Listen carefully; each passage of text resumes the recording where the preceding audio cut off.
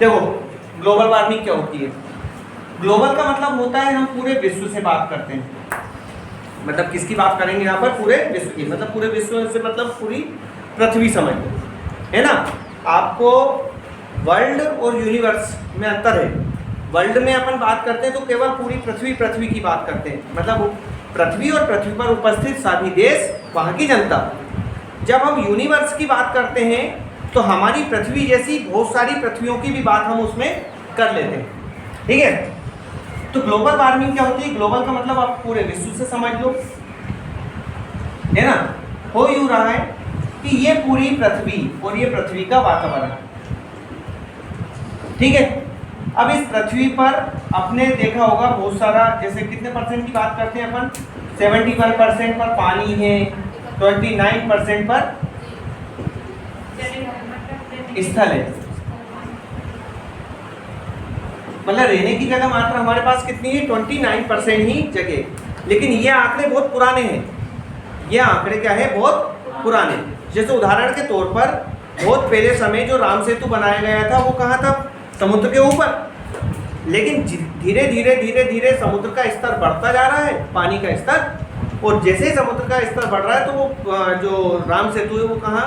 नीचे चला गया। पानी के कहाँ चला गया? नीचे। क्यों चला गया? क्योंकि वो जल स्तर क्या हो गया? बढ़ गया। अब ये जल स्तर बढ़ कैसे रहा है? तो हमारे पास जो अंटार्कटिक महाद्वीप है, यहाँ पर आपको मालूम है पूरी बर्फ है।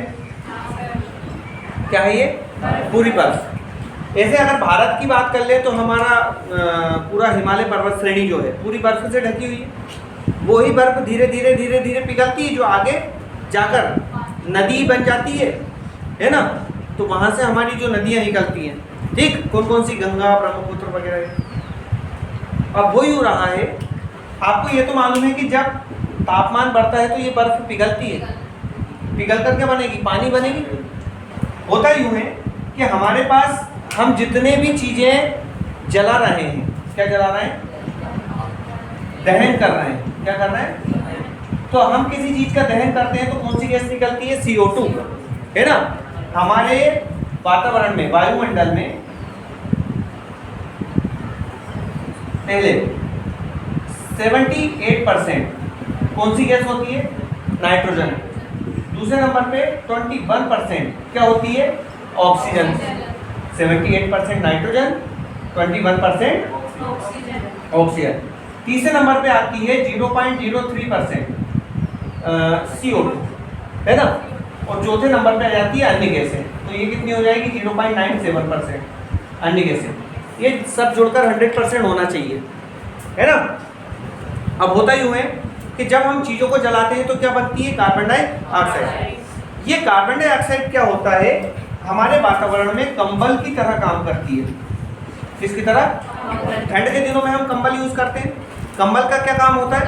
बाहरी टेम्परेचर को अंदर नहीं आने देना और अंदर के टेम्परेचर को बाहर नहीं आने देना। मतलब जो कंबल होता है, कंबल का जो रेशा होता है वो ऊष्मा का कुचालक होता है। ऊष्मा का कुचालक मतलब ऊष्मा को एक हिस्से से दूसरे हिस्से पर नहीं जाने देती। तो जब हमारे वातावरण में CO2 की मात्रा बढ़ती है, बढ़ी रही है। ये जो 0.03% मैं आंकड़ा लिख रहा हूँ ये बहुत पुराना है, अभी नए आंकड़े तो दे ही नहीं रहे, है ना। तो 0.03%, तो ये हमारे वातावरण में जब ज़्यादा होती है तो होता यूँ है कि जब सूर्य का प्रकाश हमारी पृथ्वी पर आता है तो पृथ्वी पर उपस्थित बहुत सारे पिंडों द्वारा क्या कर लिया जाता है? सोख लिया जाता है, अवशोषित कर लिया जाता है।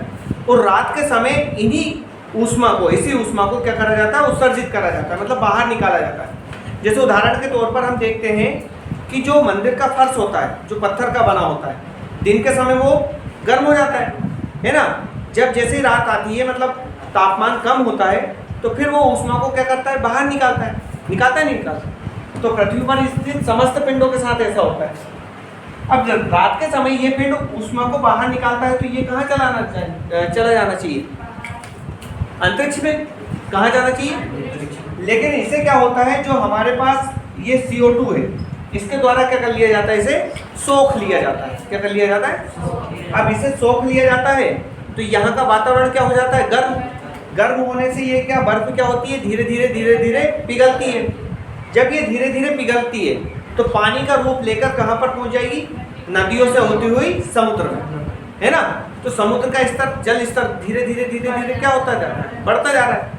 जब ये हमने लिखा कि हमारे पास 71% पर क्या है, पानी, ये बढ़कर मान लो 72-73% हो गया, तो हमारे पास रहने की जगह तो कम हो जाएगी ना। तो ये एक बहुत बड़ी समस्या है।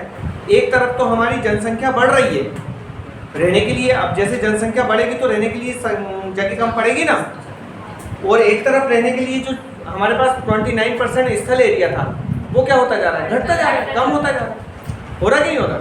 तो ये कंडीशन जो होती है वो क्या है, ग्लोबल वार्मिंग। वार्म मतलब होता है गर्म होना, वार्म माने गर्म होना। तो पूरा हमारे पूरी पृथ्वी का जो वातावरण है वो गर्म होता जा रहा है ना, जिसको क्या बोला जाता है, ग्लोबल वार्मिंग। और इससे ऐसा नहीं है कि हम भारत या कोई सा एक देश ही मतलब ग्रसित है, पूरा विश्व है ना। और मैंने आपको क्या बताया कि जितने भी तटीय शहर हैं, जैसे ऐसा बताया जाता है कि जब कभी भी मतलब ये धीरे धीरे धीरे धीरे जल स्तर बढ़ेगा, है ना, तो सबसे पहले न्यूयॉर्क शहर डूबेगा। कौन सा शहर, न्यूयॉर्क। अब ग्लोबल वार्मिंग को कम करने का उपाय क्या है कि हम कार्बन डाइऑक्साइड कम उत्पत्ति करें, मतलब कार्बन डाइऑक्साइड हम ऐसी कुछ चीज़ों का यूज़ करें, जैसे हम डीजल पेट्रोल जलाते हैं तो डीजल पेट्रोल की जगह हम सीएनजी का यूज़ करें, है ना, ताकि क्या हो, जैसे लकड़ी कंडों की जगह हम किसका, गैस का यूज़ करें। तो ये हमारे देश में नहीं है, ये सभी देश इस रूप में काम कर रहे हैं। पेड़ पौधों को ज़्यादा लगाएं, जो वातावरण में बनती हुई कार्बन डाइऑक्साइड है इसे फिर से किस में बदल देगा, वो पेड़ पौधे काय में बदलते हैं कार्बन डाइऑक्साइड को, ऑक्सीजन, है ना। तो जब ज़्यादा पेड़ होंगे वातावरण में तो ही तो ऐसा होगा ना, अगर ऐसा नहीं है तो ये घटना क्या कहलाती है, ग्लोबल वार्मिंग।